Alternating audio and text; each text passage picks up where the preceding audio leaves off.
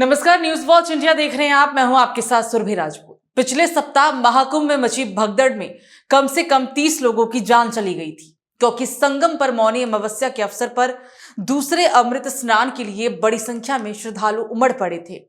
एक तरफ जहां इस घटना ने प्रयागराज में कुंभ मेले के लिए की गई व्यवस्थाओं पर गंभीर चिंता और सवाल खड़े कर दिए, तो वहीं दूसरी तरफ समाजवादी पार्टी की नेता जया बच्चन ने यह दावा करके नया विवाद खड़ा कर दिया कि उत्तर प्रदेश के प्रयागराज में नदी का पानी इस समय सबसे अधिक प्रदूषित है, क्योंकि महाकुंभ भगदड़ के पीड़ितों के शव नदी में फेंके गए। क्या कुछ कहा सपा सांसद जया बच्चन ने, सबसे पहले आप ये सुन लीजिए। राज्यसभा में क्वेश्चन आवर चल रहा है, जल शक्ति के ऊपर सवाल उठाए गए।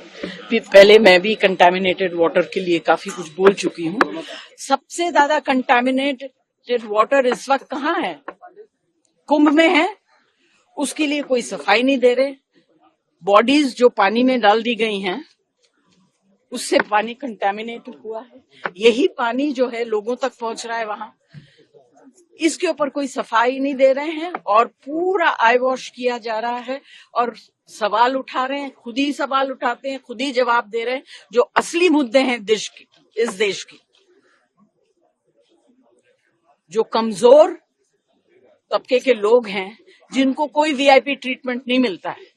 वीआईपीज चले जाते हैं कुंभ में, नहाते हैं, उनको स्पेशल ट्रीटमेंट मिलता है, उनकी तस्वीरें होती हैं, एक दिन आप लोग सब छापते हैं, दिखाते हैं। मगर जिन लोगों, जो गरीब लोग, जो आम आदमी हैं, उनके लिए कोई सपोर्ट नहीं है, कोई अरेंजमेंट नहीं है। तो सुना आपने जया बच्चन इतने बड़े संवेदनशील मामले में किस तरह अपने बयान से एक नए विवाद को जन्म दे चुकी है।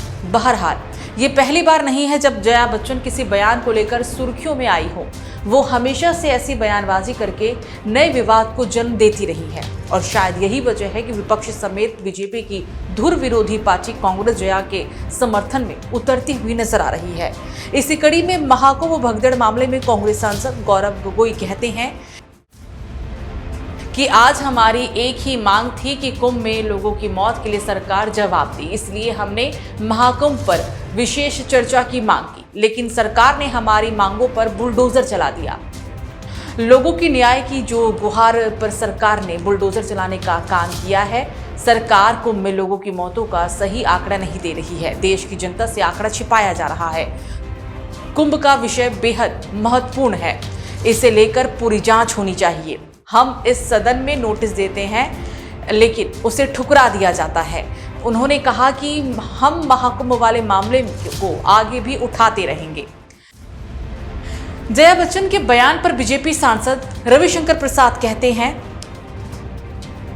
कि इस हादसे के पीछे एक साजिश हो सकती है। हादसे की जांच चल रही है और इसमें षड्यंत्र की बू आ रही है। पूरी जांच के बाद हम जान पाएंगे कि इस हादसे के पीछे कौन लोग जिम्मेदार हैं और उन्हें शर्म से सिर झुकाना पड़ेगा।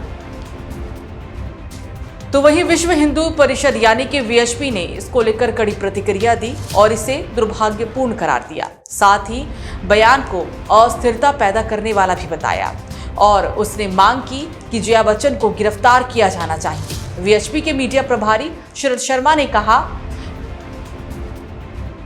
कि उच्च पद पर बैठे सांसद का ऐसा बयान देश में अस्थिरता पैदा करने वाला है। झूठे बयान देकर सनसनी फैलाने के लिए जया बच्चन को गिरफ्तार किया जाना चाहिए। महाकुंभ आस्था और भक्ति की रीढ़ है, जहां धर्म, कर्म और मोक्ष की प्राप्ति होती है। करोड़ों श्रद्धालुओं की भावनाएं इस महान अनुष्ठान से जुड़ी हुई है।